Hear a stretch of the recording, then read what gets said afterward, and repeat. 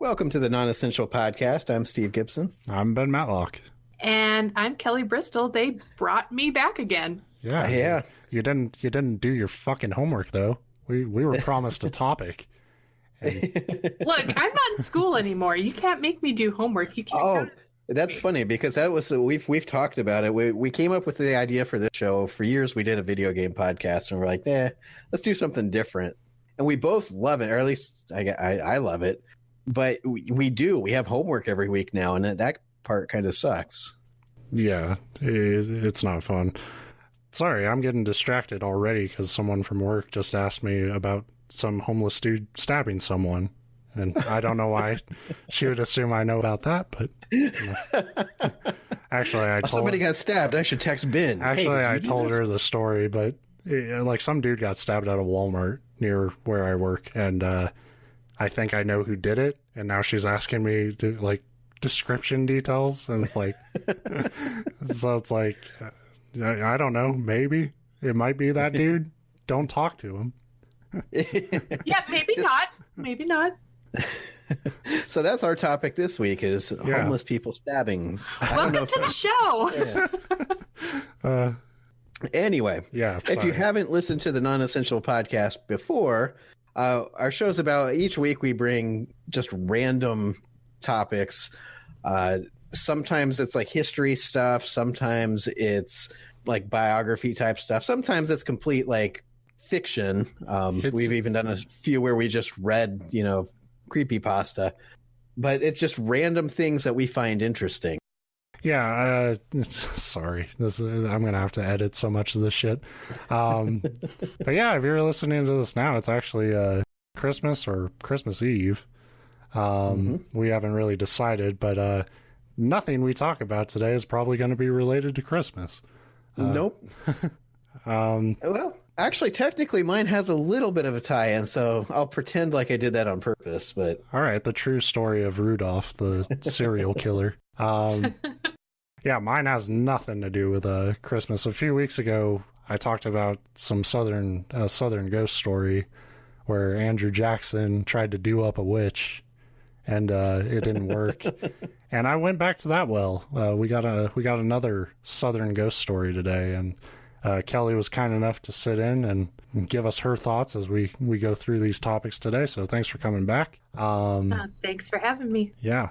So we're going to talk about the story of Lavinia Fisher. Have you guys heard of her? I have not. No.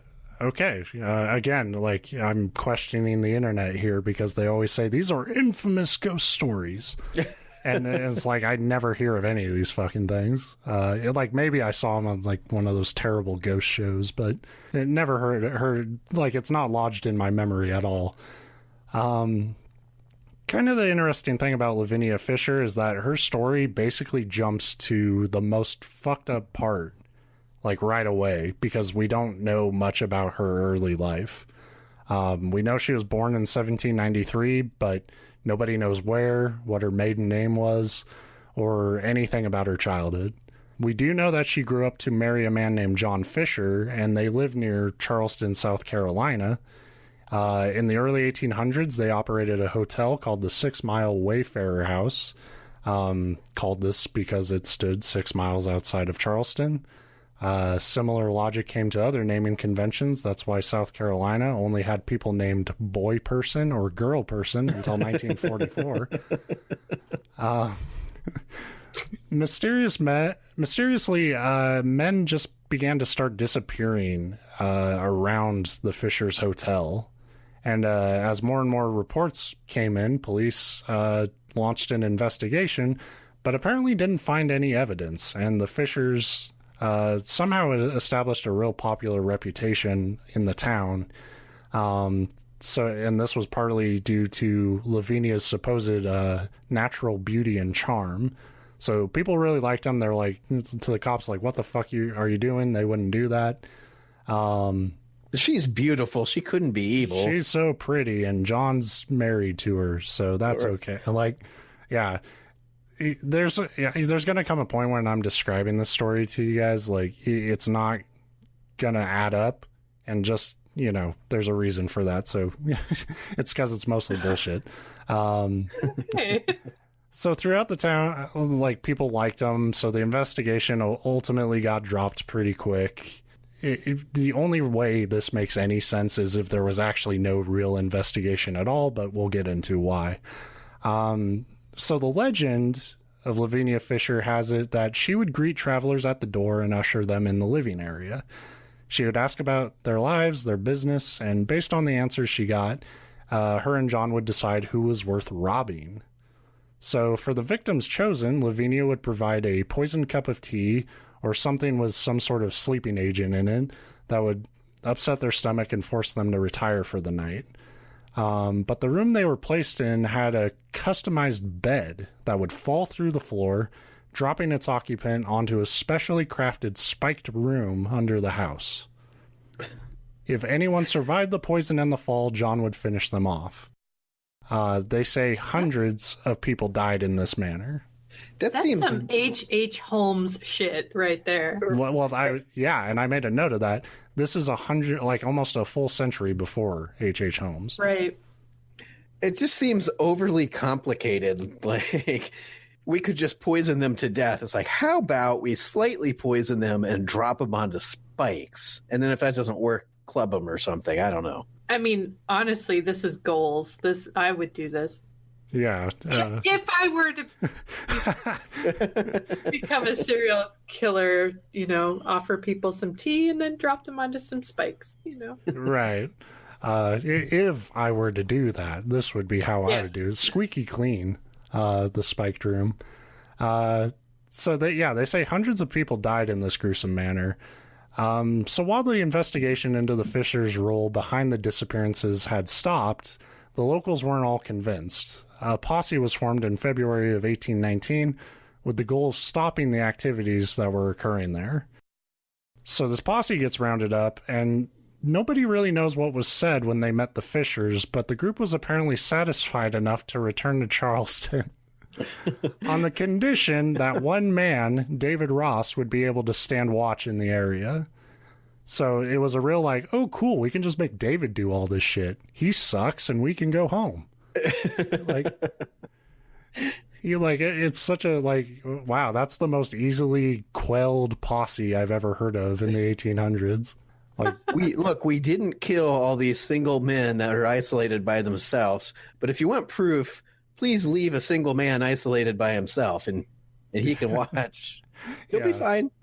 I think the emu fighters of Australia probably patterned their tactics after this posse.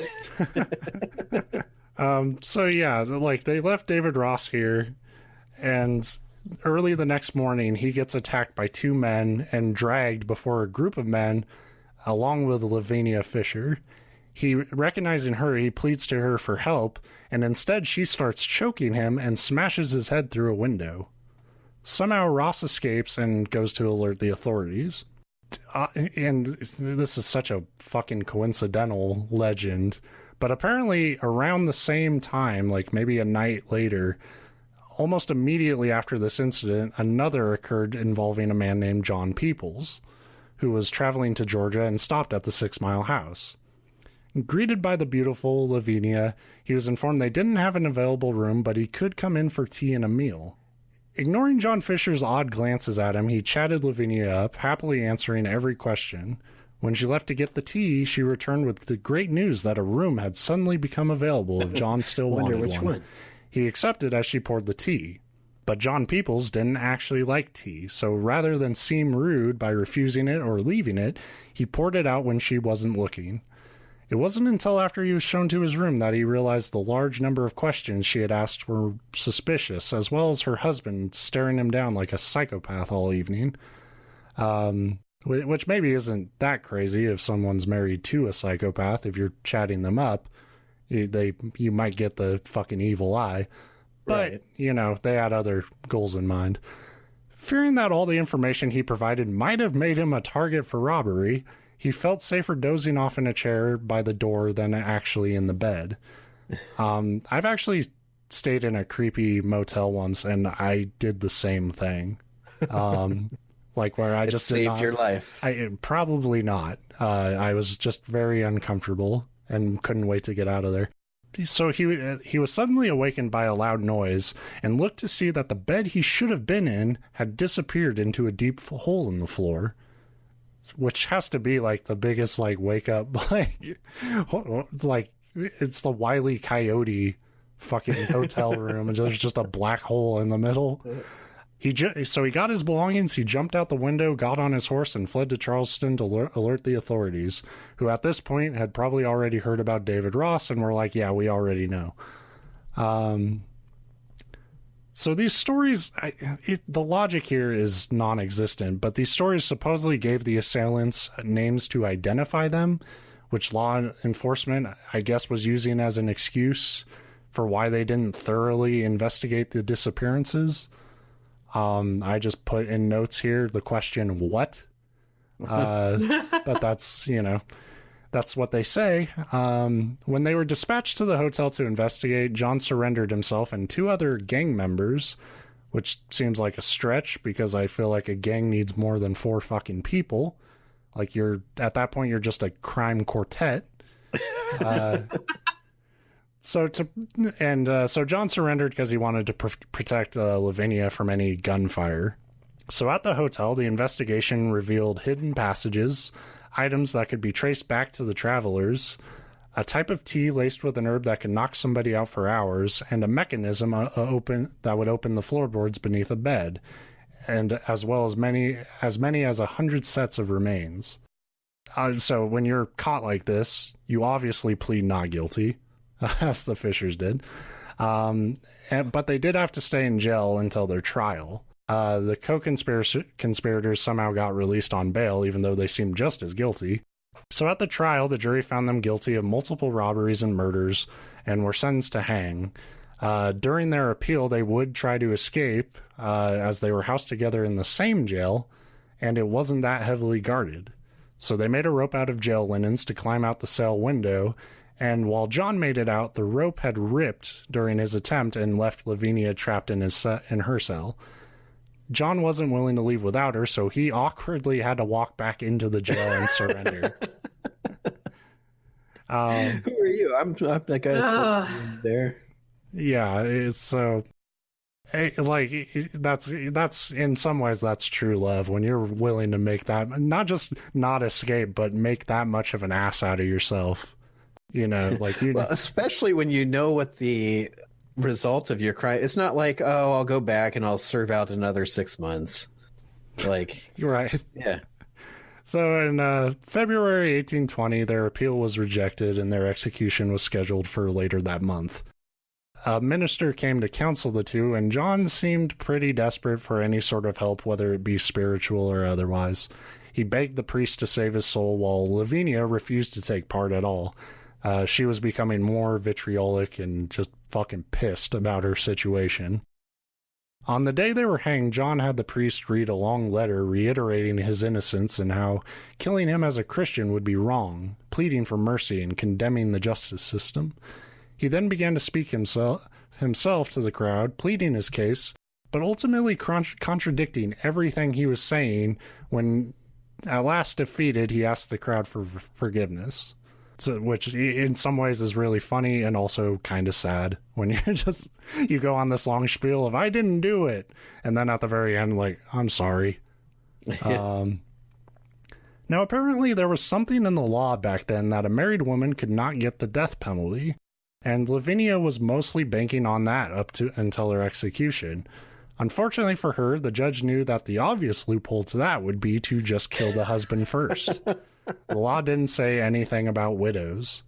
A lot of this shit is bullshit, but there's like a quote from the judge about that, apparently.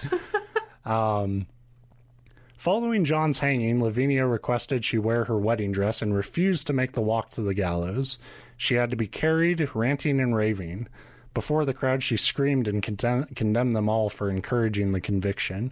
Before the noose could even be tightened, she yelled, "If you have a message you want to send to hell, give it to me, I'll carry it." And then she jumped off the scaffold herself. Onlookers say her wicked stare and chilling sneer was something unlike they had ever seen. And I love these people who are just regulars at executions. They could just no one ever reacts that way. Her and John were... That's probably the biggest reason I want to go back in time and live in an earlier time, is just to go be one of those regulars at an execution. I quite like seeing them kick a little bit, you know? Like, what a weird fucking hobby.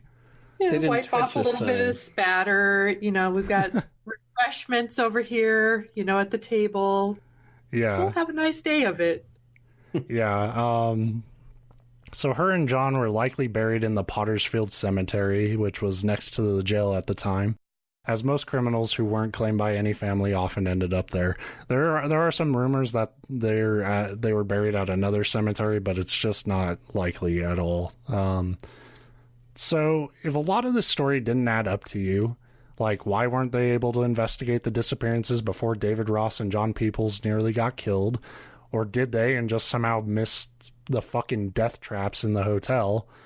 There's a reason. It's because the legend of the Fishers is just that. It's a legend. They didn't get charged with multiple murders. There was supposedly some remains found on the property, but not in the hotel. It was more on the land. And nowhere near hundreds of remains were found, and certainly not enough to try them straight up for murder, because there was nothing to link them to what they found.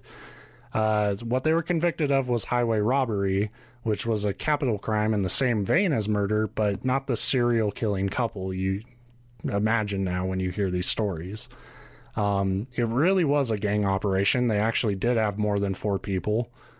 6 of them got caught, including the Fishers, and authorities expected there were more in hiding. It was more about using numbers to, like, fuck wealthy guys up than it was some terrifying death house.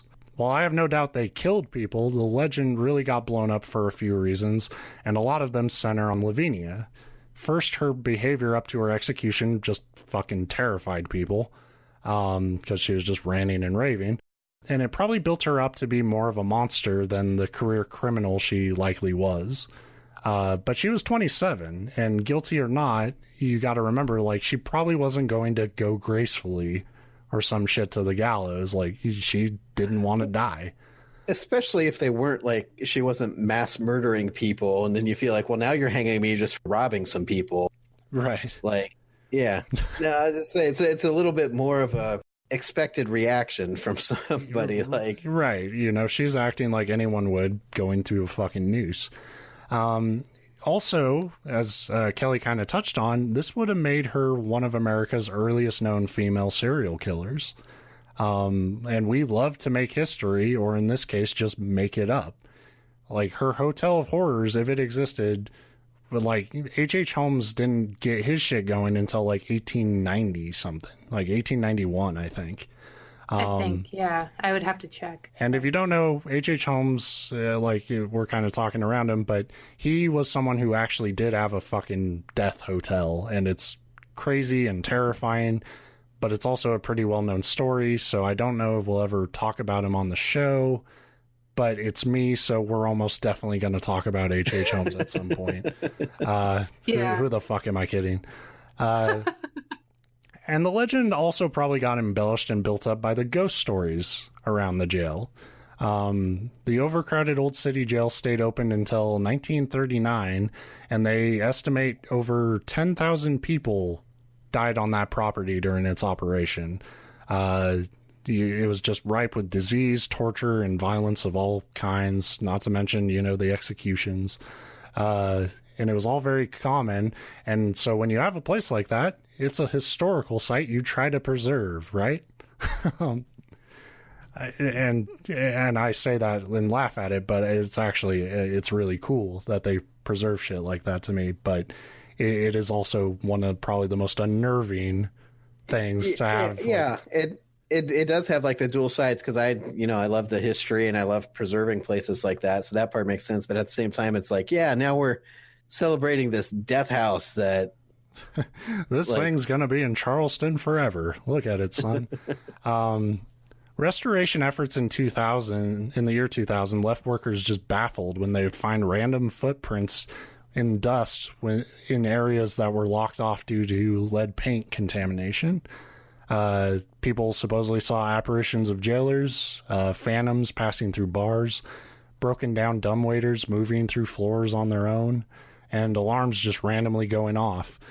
But the most famous sighting is Lavinia, who's supposedly still wandering the prison in her wedding dress. Probably still really, really pissed off and wanting to put somebody's head through another window. I thought you were going to say the workers kept falling into a pit of spikes. Like, yeah. So, and I mean, you know, we've talked about ghost stories and stuff on there. That's all I got. There's not really any great instances. It's just people see a woman in a wedding dress, and as much as they want to tie it to Lavinia Fisher, I think the woman in a wedding dress is one of the probably the more common ghost sightings for people. I was just about to say that, like, if not wedding dress, at least like flowing white gown. Yes, yes. The mysterious woman in a gauzy white dress is probably the most common type of apparition that people report. So, yeah. Yeah. So, like, you know, that's the thing. Like, you can see why the legend gets built up, because the actual ghost stuff is not that interesting. But if you put this big story of, like, this fucking murder couple behind it, then people get, like, that gets people's attention. And like I said, I love the idea of like the board game Mousetrap. That's your plan to kill people. It kind of goes back to the Castro thing where it's like, we could just shoot them. It's like, no. Let's poison them. I hope they get sick, fall asleep on the bed, and drop the bed onto spikes. Like, cool. Yeah. But yeah, I just, you know, like I've kind of said on the last one, I really get a kick out of it. Like, I don't believe in any of this shit, but I do. I like the actual history of it, but in this case, I like how it contrasts with, like, just how, like, the legend got built up almost immediately, where people are like, oh, Lavinia's pure evil, and it's like, no, she was probably just a fucking thief, and right, and that was, you know, that was their life. Like, apparently this gang didn't just operate from this hotel. There were 2 hotels. One was called the 5 Mile House, and they apparently just kept the same racket going, where it's just like, take people in and you rob the richest one. This is some fantastically original naming conventions for hotels. Yeah. Well, you know. And now I have to wonder, you know, how much a legend like this would have inspired later couples like Bonnie and Clyde, who went on crime sprees. You kind of have to wonder if there was any pre-knowledge of a story like this. It's like, oh, you know, we could be like them. The total inspiration. But yeah, very curious if there's any kind of parallel there. I would have to look into that. And then, of course, you know, this whole, you know, couple murdering people made me think instantly of Natural Born Killers, which I haven't watched in ages. But oh yeah, it's been a long time. Mallory seems just as psychotic as Lavinia Fisher. Yeah, totally. At least how they portray him. Yeah. Like John just seemed like somebody who was like, oh shit, there's like consequences for this? Fuck. Nobody told me that. And Lavinia's like, that judge is an asshole. I should have gotten off. He's just mad because I robbed him last year. And smashed his head through a window. That's got to be pretty fucking intimidating, and for some men out there, pretty damn hot. That she would just start choking you and throw you through a window. Like, do I have to pay extra for that? Will that just be on my, like, room service tab or what? Because there's, like, pictures of her, and, like, she's not, like, super petite, or, like, but she isn't, you know, like a, you know, fucking bodybuilder type that you would imagine could just fucking manhandle you. At least that's how they depict her. Who knows what she actually looked like. But, like, it is funny to see the image of her and imagine, like, this girl just beating the shit out of poor David Ross, who probably didn't even want to stay guard that night and just, like, was forced into it by the shithead posse. Well, I mean, and how much of that is, you know, the assumption that a woman is incapable of doing something like that. So, they're totally, it's hi, totally Lavinia. capable.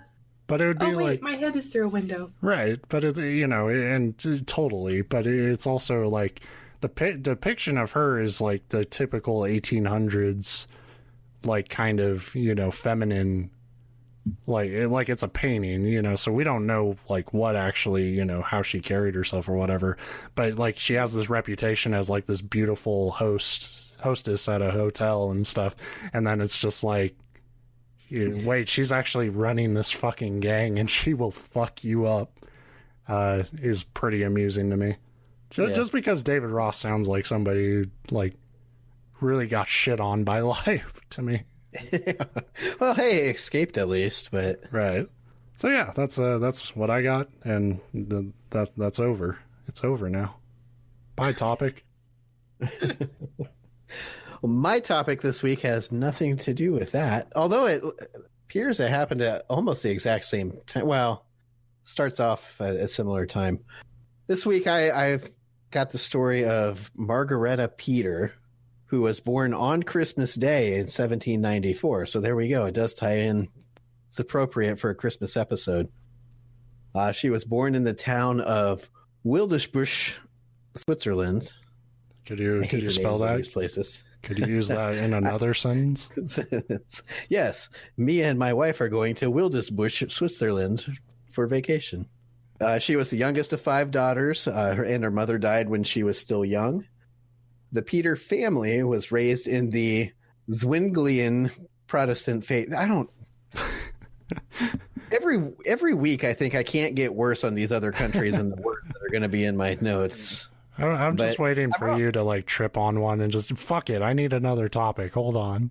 We're doing it live. That's enough of this shit. So apparently, Zwinglian Protestant is a type of faith, or it was in 1700 Switzerland. And religion would be something that Margaretta would quickly take to. By age 6, she was reading the Bible and giving sermons to her family. She also gave regular prayer sessions and urged her father and the rest of her family to live in strict accordance with Christ's teachings. Although I put a little asterisk there, and it's like as defined by her. Because that's one thing that we won't get into like religious debate for this topic, but you can really interpret, even if like you have all these different Christians that still interpret the Bible differently. So she would kind of, encourage them to live how she was interpreting the Bible.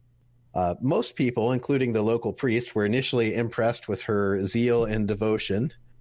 Despite her being the youngest sister, her family basically deferred all their religious wisdom to her.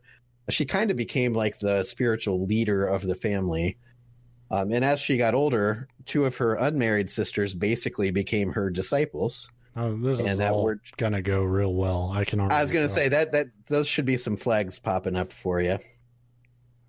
She's described as having a forceful personality, but she was mostly seen as joyful and an excited worshiper. She was just like really enthusiastic about her faith.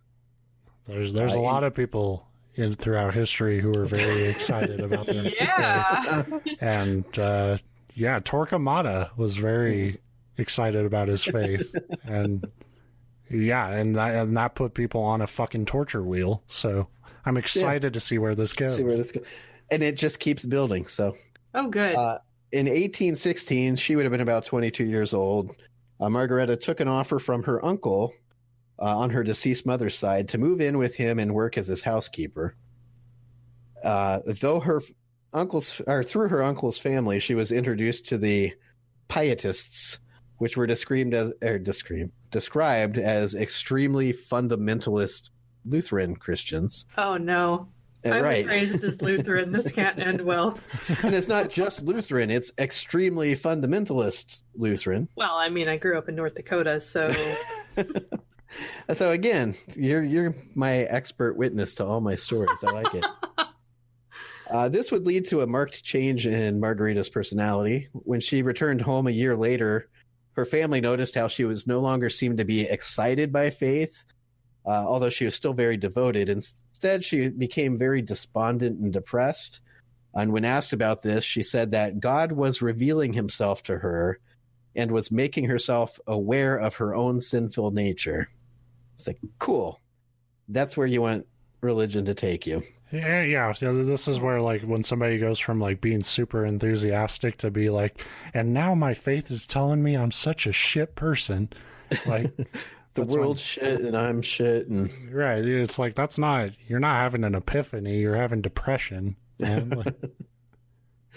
But while she had been away, her family had 3 new servants who, upon her return, quickly became followers of her. First, there was Heinrich Ernst, who was quick to follow her because he had already developed this blind, loyal, connection to the Peter family, which is totally not weird. Bring you in as a servant. You're like, yes, sir. Anything you guys say. Oh, you got a daughter that's religious? She's my salvation. I'll follow you, Peters, into hell. God damn it. How true that will be. The second person was her name wasn't Marge, but her name was Margaret, and the main person's Margarita, and I was getting so fucking confused. So I renamed her. She is now named Marge. She was quick to follow her because for her whole life she had suffered from seizures, and she hoped that Margarita's prayers would be able to cure her. Great reason to start following somebody in the faith.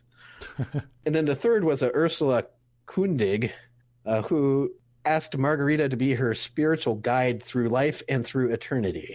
So, needless to say, like a lot of these crazy religious people, she still had that charisma that made people just respect her and want to follow her. Margarita's sermons drew people from all over the area to the Peters household.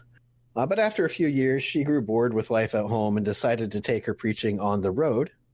During her travels, people would come from all over Switzerland to hear her speak, and it was during these trips that she would meet one Jacob Morph, who was a shoemaker. And I love that. And that's the end of the story. There's a shoemaker, guys. Happily ever after. And great shoes.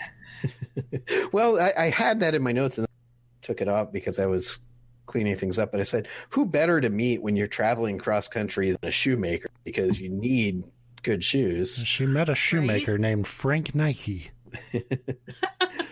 Morph was mesmerized by Margarita, and she was mesmerized by him. They exchanged passionate letters, and Margarita told Jacob that they would ascend to heaven together and share a throne there for all eternity. Which was probably...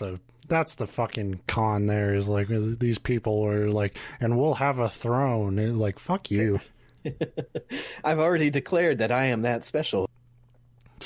But as awkward as that, or as weird as that declaration may have seemed, it had to be extra awkward for Jacob's wife, whom he was married to. So one of those deals where it's I'm super religious and me too, but I kind of love you. It's me too, but I am married, so weird. Yeah. But apparently there is no evidence that they ever had a physical relationship. They claimed that their connection was strictly religious. Something that Jacob was apparently able to convince his wife of because she let it continue on. Then in 1822, Margarita and her sister Elizabeth, who had been traveling with her, just vanished without a trace. Police were notified and a search ensued, but nobody seemed to know where they had gone or what happened to them. The search went on for months, and then suddenly Margarita and Elizabeth turned up on their own. Margarita was pale and noticeably ill, but neither of them would say where the hell they had been or why they had left. So you either tell us the truth right goddamn now, or we'll assume you're a vampire. I didn't see that one come up, and now I might have to rethink the rest of this story. So after her disappearance and subsequent reappearance, Margarita's behavior became even more bizarre. She sent Jacob a letter saying that the two of them would soon be ascending to heaven together, which spurred Jacob to take a leave of absence from home and work and come join her at her family's residence, which makes me wonder, if somebody said that we're going to go to heaven kind of in love, you'd be like, oh, that's sweet. And then they're like, oh, we're going to go soon. I'd be like, oh, no thanks. I have plans. Right. And our flight leaves in 15 minutes. Yeah, that's not ever what you want to hear. But on the flip side, if you're really worried that maybe she was going to harm herself, maybe you would go just to try to prevent that. So I don't know. Yeah, and then next thing you know, you're in fucking Jonestown and people got an AK to your head, drink the Kool-Aid. Drink it. It's grape. It's delicious. I'm sure it's delicious, but I know you'll kill me. So she and her sister Elizabeth confined themselves to a single room in the home and spent basically every waking moment praying and reading from the Bible. When she wasn't locked in her room, Margaretta would come downstairs and meet with her followers because she still had them for some reason. And she would share her prophecies. Jacob couldn't stay long before having to return to his wife and job because most jobs require you to be there. Yeah. But after he left, she became even like weirder and more obsessed with her religion. So that's good. With Easter drawing near, she became convinced that Satan and his forces were coming to claim humanity and that she was the one person who could stop him. So I just love like an I'm the hero of the story that I wrote. Right. Like this is like self-insert fan fiction before. She ordered her home be locked up and no worldly person, aside from her family, I guess, and followers, be allowed to cross the threshold. That part of the story was a little confusing because they're like, oh, they locked it up and said, like, no people cross the threshold. But then it goes on to be like, and then she'd be praying with her followers. Like, wait a minute. So I think what I mean is they kind of like isolated themselves and weren't going to let anybody else in. So this went on for about a week, and then one night there was a loud pop from a log in the fireplace, and the servant Marge, who had suffered from seizures her whole life, went into convulsions and started screaming that the devil was coming for her. Pleaded to Margaretta to pray for her. Margaretta, in response, shouted out something like "Out, damn spot." Probably not that, because I don't think she was a big Shakespeare person. But basically it said that she just like screamed at the devil to get out of her follower, and the seizure quit because it's magic. Yeah, the seizure, it's been proven that the seizure never stops. So the fact that she unless you shout out a demon. So right. The fact that she was able to stop one, she is the hero. This gets even better than and I know you've had experience, Ben, but sorry, so you cut out it says. Could you repeat that?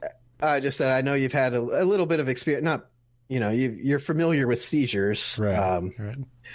Through somebody else. I don't know. Anyway, so yeah, she said, "Get out, Satan," and the seizure stopped. Although she would continue suffering periodic seizures because apparently, cursing out Satan is not an actual cure for a long-suffered medical condition, but I love like when you play this game, you can prescribe like, oh, she's having a seizure. We prayed and it stopped. We fixed it. It's like, what about all of her other seizures that also stopped in the past? It's like, no. This one was Satan. For their part, the rest of the family would begin experiencing religious visions, whatever that means.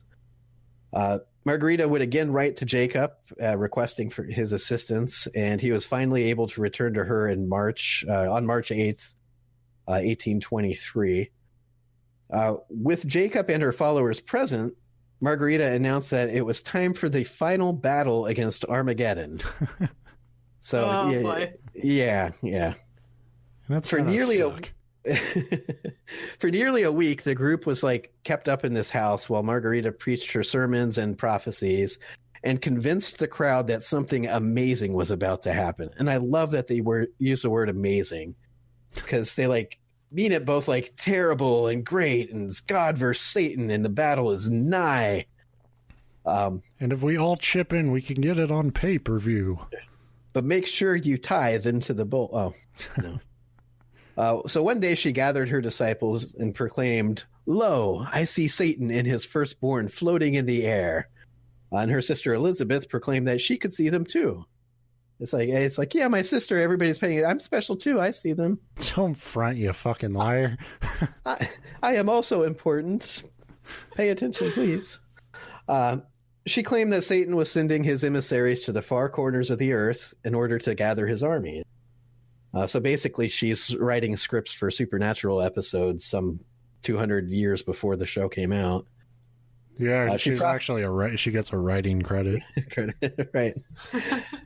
She prophesied that the Duke of Reichstadt? God, I hate these words. I love them. I love how you haven't nailed a single fucking name except margaritas. Right. And that's only because I drink them all the time. Yeah. But the Duke of whatever Kelly just said, who was Napoleon's son, and he's an actual person, she prophesied that he would soon announce himself as the true Antichrist, and the battle would begin. She then flew into a frenzy, grabbing a hammer, and began smashing her furniture and attacking the walls. What? So Marge, shockingly, went into another convulsion, and Margarita took this as a sign that Satan's plans were springing into action. Oh my gosh. She cried out the totally not insane phrase, "I see in spirit the old Napoleon gathering a mighty host and marching against me. The contest will be terrible. You must wrestle unto blood. Go, fly, fetch me axes, clubs, whatever you can find. Bar the doors, curtain all the windows in the house, and close every shutter." So, things. Fools. Right. I love the quote because it's just so, and people are getting into it. So instead of walking away like sane people, those inside the house gathered all the tools, clubs, hammers, axes, whatever, and followed Margarita to the bedroom, where for the next 3 hours, they'd violently demolish the furniture and walls and just basically attack any inanimate object that they could. This is a population in dire need of metal music. Like, right. Just really let that shit out. The original mosh pit. Yeah.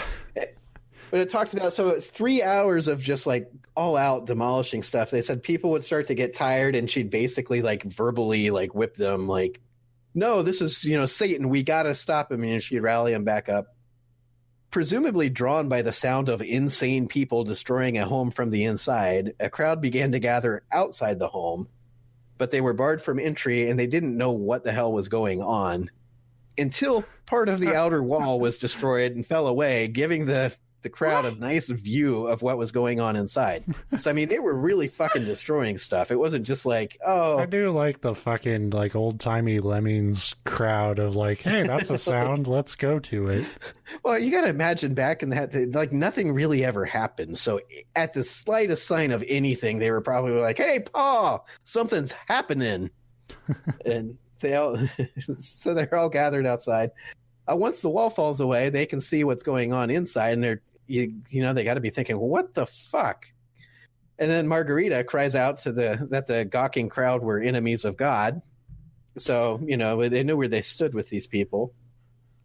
But like I said, the destruction continued for 3 hours, at which point Margarita was apparently confident that enough of the room had been destroyed to, I guess, defeat Satan. Defeat comfort. We did it, folks. So they all moved back downstairs where they couldn't be seen by the crowd, and for the next hour they caught their breath. And then Margarita ordered that the followers begin beating themselves, to which they complied. That's the next progression, obviously. Yeah. Right. Yeah. So Elizabeth... It's starting to sound like a Dan Brown novel. Elizabeth, her sister, the one that was very eager to be like, yes, I too see the visions, and my sister's a prophet, but I'm her sister. She requested that instead of beating herself, she would be honored to be beaten by Margarita, and Margarita obliged.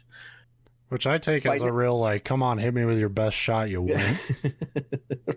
Right. Well, you know that she... How about instead of hitting myself, you try to do anything to me, you little wimp?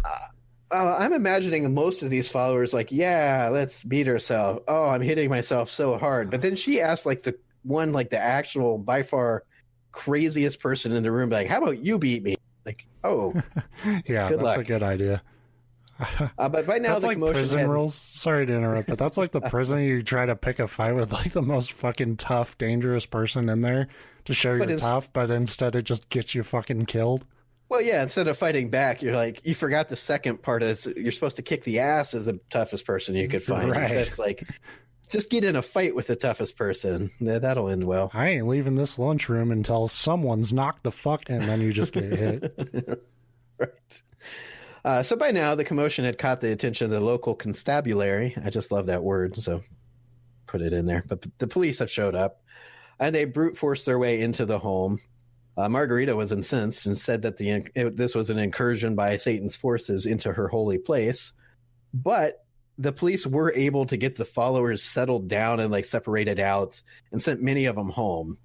So, they're literally they got whipped into this frenzy. They destroyed a house. They're tired. They're beating themselves. And the police are like, hey, this is crazy. And they're like, oh, yeah, it is. Yeah. Sorry. We'll go home now. This is a really intense CrossFit workout. You guys are out of your minds. Oh, okay. Fuck, we needed that outside perspective. I'm so glad you showed up. But they did. The crowd dispersed and everybody went home. Everybody grew brains and stopped being crazy. The end. Just kidding, of course.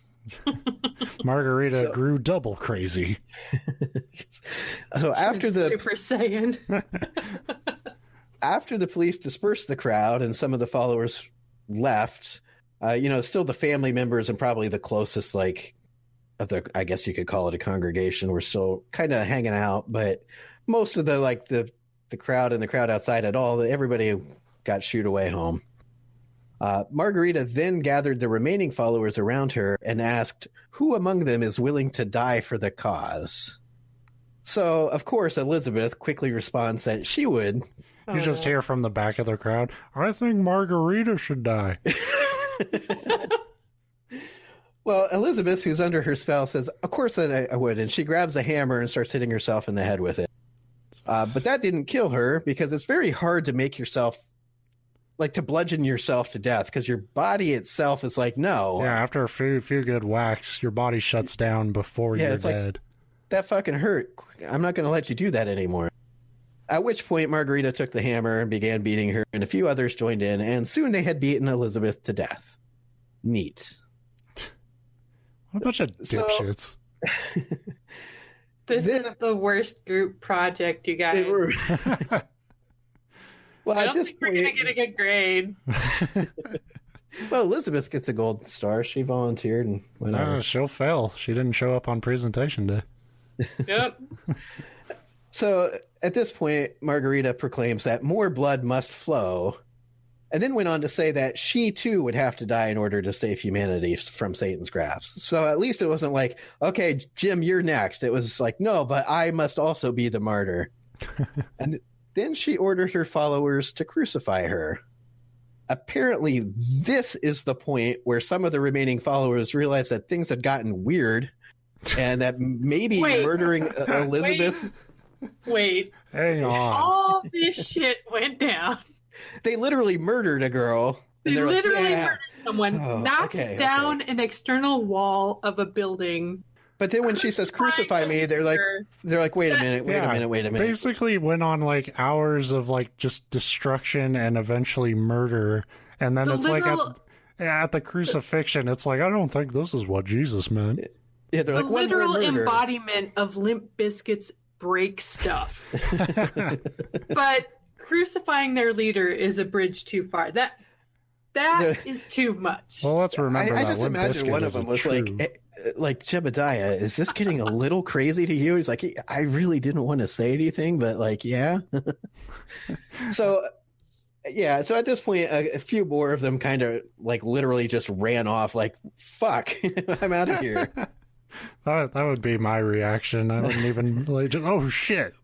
Like as soon as the hammer came out. Once you started like smashing stuff at the house for like 5 minutes would be cool. And then when it starts to get to I must be getting on. I think I left the oven on. Yeah, it's like it's cool because it's like trashing a hotel room when you're a rock star, you know? It's not your place, so fuck it. And then when you see that like she's still got that crazy look and you realize how alone she is, you're like, oh, I don't want to be at this party. Your clue should have been her name is fucking Margaretta. Like nothing good's coming out of that if she thinks she's the hero of a fucking holy war. But I just loved that the point for some of these people was between murdering her sister and murdering her. Like, whoa. Killing one girl was cool, but you want us to kill a second one? Yeah, like, and this just some general advice to anybody who might be in a cult and think it's a great idea. If the leader isn't willing to die first, you're being duped. So true. So anyway, some of them ran off, but some of them stayed. And to those ones, she said, "Do not despair, for in 3 days' time, she and Elizabeth would both return from the dead." And That's they're like, "Oh, cool. even, Okay, cool. You should lead with that." That's not even how the story went. Like, can I have some of what they're drinking? What was it, like opium, laudanum? Opium mixed into a cocaine? Opium mixed into a fine lager. It was just a buffet down in the first floor of all that stuff. Like, were they drinking the original Coke formula? Out of lead glasses, no less. As we all know, the Jesus story was about him just beating people with a hammer and saying, "Hey, they'll come back. Come at me, you fucking Romans. Do it." He was a carpenter, Ben. Right. I mean... Except sometimes it's not time to be a carpenter, it's time to be a warrior. And you take all your carpenter shit and like, "Come at me, Satan." Sometimes... Where is Satan? Satan is in this chair. Smash it. Now Satan is in this window. Smash it. He's in my sister. Duck. Bang. Sometimes you're the hammer, sometimes you're the nail. Or you're Elizabeth. So once she reassured people that, "Don't worry, I'll come back," they're like, "Oh, that sucks. You'll cool. be back? Well, that's better. That's terrible." So they decided to find some wood blocks and nail her to them, and then nail the wood blocks to the wall. So they mounted her like a fucking hunting trophy. Like one of those goddamn Billy Bass. Right. She starts singing. Well, I'd hammer in the morning. Oh, she could have. According to later testimony, they said she never once showed any sign of fear or pain. But I think that's because she's fucking insane. Yeah. But because my stuff only always gets better, of course, nailing her to the wall did not actually kill her. So the remaining disciples then decided to bash her skull in, which of course did kill her. Well, at least they're true proteges. Like, at that point, I think it's more a matter of like they do it, and then again they're coming down from that weird psycho cult adrenaline, and they're like, "Fuck, we've got this girl nailed to the wall, and she's still." How do we make alive. This look better? What do we do? Just wail on her. Take her down? It's like, no, just bash her head in. It's just kind of crazy to me that people who are so violent, like not one of them, like has a quick way to kill someone. It's always like, "Hang on, I found this like kind of small rock, but it should work outside." Oh, but we all got to take turns. It's like a piñata. Here, we'll just throw it at her until hopefully, she stops. So once Margaretta was dead and nailed to the wall, they all kind of like calmed down and came to their senses and then just kind of dispersed. But this was her family home, so there were still family members there. 2 days later, the police stopped by to serve paperwork related to the first disorderly whatever the fuck they called it then, but apparently they wanted them to show up in court for bashing the house in, and probably just public disturbance. I don't know, just general you're being fucking crazy, right? We need to get you before a judge. But the police never searched the home, and thus they had no idea that both were both dead and that the bodies were still in the room with Margaretta still nailed to the fucking wall. Oh, so, that had to smell great. Yeah. So on the third day, when the two sisters shockingly did not return from the dead, Margaretta's body was finally removed from the wall to see if maybe that would help speed things up. Oh, she's having trouble moving. Hang on. Yeah, well, maybe she's back, but she just can't get off this wall. Shockingly, that didn't help. The followers would wait another 2 days, I guess, just to be sure.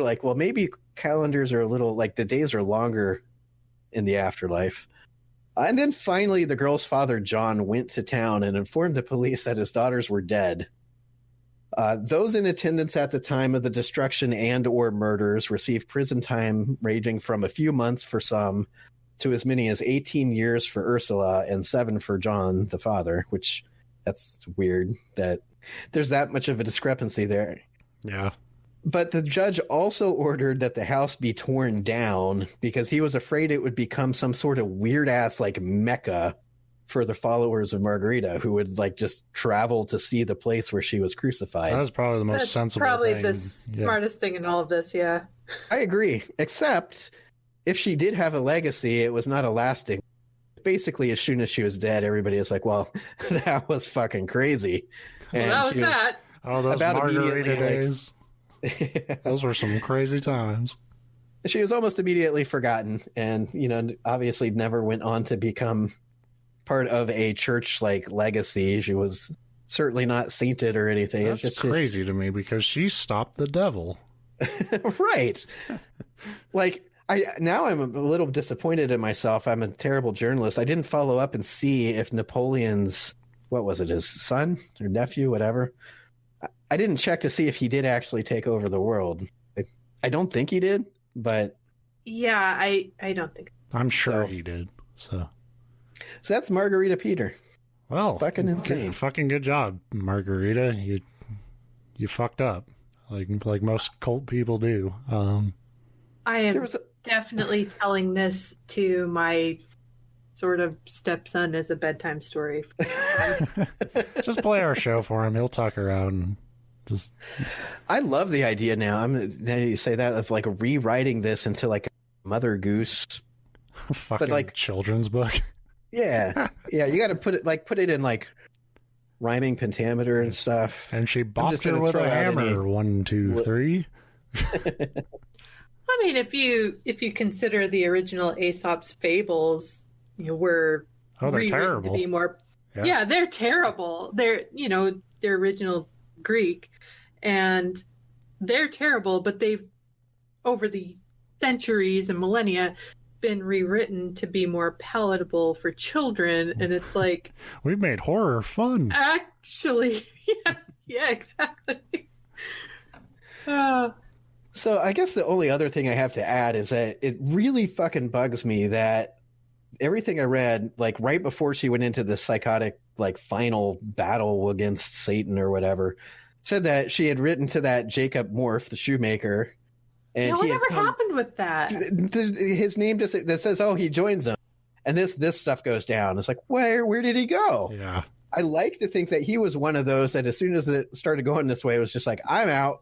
Fuck this. Like, I've got a wife and a job to worry about. There's shoes to be made. Oh, whoa! There's bills to be paid. I can't be beating you with a hammer. Thank God I made these tennis shoes before I came. I can run fast. I'm sorry. I just hear shoemaker, and I'm like, he's the Al Bundy in all of this. It's just terrible. Pop culture, what have you done to my brain? Gave us reference points. This is how we understand key events in history. Who is Al Bundy in this situation? I mean, so what's the over-under on Margarita actually have gotten... that she was actually pregnant by this guy and that's either secretly gave birth or lost the baby at some point, and that possibly prompted some of this obvious psychosis. A shoemaker Are you saying would that not that do could that. A married guy sleeping with a religious woman A shoemaker, that he's not married to. An honest profession. Well, the only body we concern Kelly, ourselves with is the feet, okay? If that's what happened, how do you explain to me the months-long unexplained disappearance and then her being physically ill when she returned? That it just doesn't add up. The only pump I care about is my sneakers. Nice theory, but it seems to be falling. No, that's a... I didn't even think of that, but that's probably 100% what happened. But I like Ben's vampire thing better, to be honest. Oh my gosh! So, my moral of the story, and like I said, I didn't want to go into it because I know where your stance is, and I think I know where yours is. But I am Christian.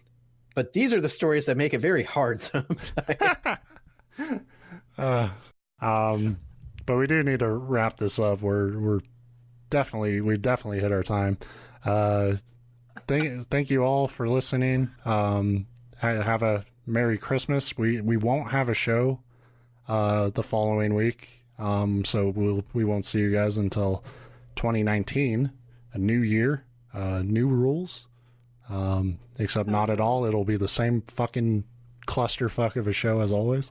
Well, I'll probably barge in again at some point. I thought we were switching to like a cooking podcast next year. Like every year we just have to just randomly pick a different format. I was actually going to just, you and me would quit and we would just have Kelly tell us more life stories. That's how these things work. You bring new people in as you're trying to escape out the door. As soon as you get comfortable, like, oh, by the way, I can't do this show anymore. Yeah. Have fun with it. And then well, like I said earlier, I just barged in like my feline alter ego and just made myself at home. That's okay, but I'm not cleaning your litter box. Yeah. I draw the line there. Yeah, you go outside. You go outside, goddammit. So yeah, we'll see you all. What fucking week will we see you all? The second week of January, because we'll record the first. So yeah, so this will be out on either the 24th or 25th. We won't have nothing for New Year's, and then we'll be back on the 8th of January. So thanks for listening. Thanks for supporting the show this year. We hope next year is way better. Because fuck this one. Well, can only go up from here. Yeah, right. All right. Bye. Goodbye. Happy holidays.